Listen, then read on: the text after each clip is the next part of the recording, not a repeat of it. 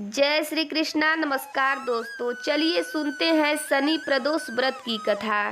प्राचीन समय की बात है। एक नगर में एक सेठ रहता था। वह धन दौलत और वैभव से संपन्न था।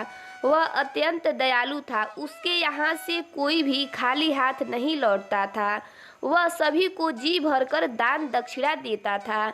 दूसरों की सुखी में ही उसको सुख प्राप्त होता था।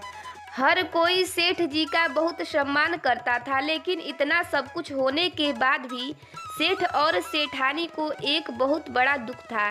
दुख का कारण था कि उनके कोई संतान न होना।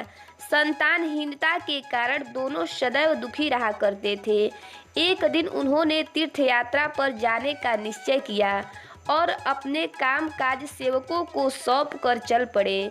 अभी वो नगर से बाहर निकले ही थे कि उन्हें एक विशाल वृक्ष के नीचे समाधि लगाए एक तेजस्वी साधु दिखाई पड़े। दोनों ने सोचा कि साधु महाराज से आशीर्वाद लेकर आगे की यात्रा शुरू की जाए, जिससे कि यात्रा में कोई बाधा उत्पन्न ना हो। इसके बाद पति पत्नी दोनों समाधि लीन साधु के सामने हाथ जोड़कर बैठ गए और उनकी समाधि टूटने की प्रतीक्षा करने लगे। सुबह से शाम और फिर रात हो गई, लेकिन साधु की समाधि नहीं टूटी, मगर सेठ पति पत्नी धैर्य पूर्वक हाथ जोड़े बैठे रहे। अंततः अगले दिन प्रातःकाल साधु महाराज समाधि से उठे। उन्होंने सेठ पति पत्नी को देखा तो मंद मंद मुस्कुराए और आशीर्वाद स्वरूप हाथ उठाकर बोले, मैं तुम्हारे अंतर मन की कथा को भाप गया हूँ। वत्स, मैं तुम्हारे धैर्य और भक्ति भाव से अत्यंत प्रसन्न हूँ।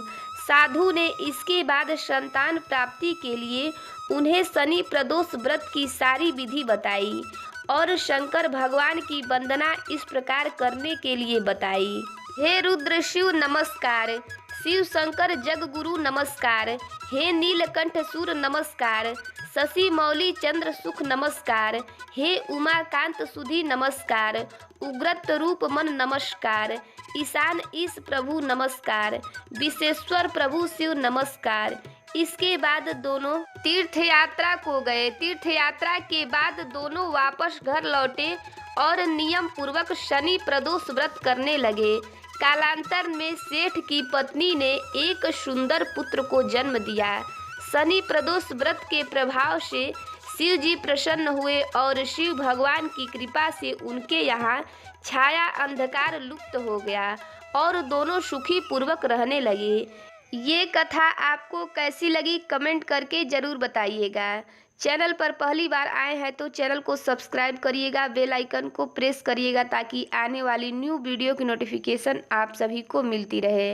वीडियो अच्छा लगे तो वीडियो को लाइक और ज़्यादा से ज़्यादा शेयर करिएगा। जय श्री कृष्णा।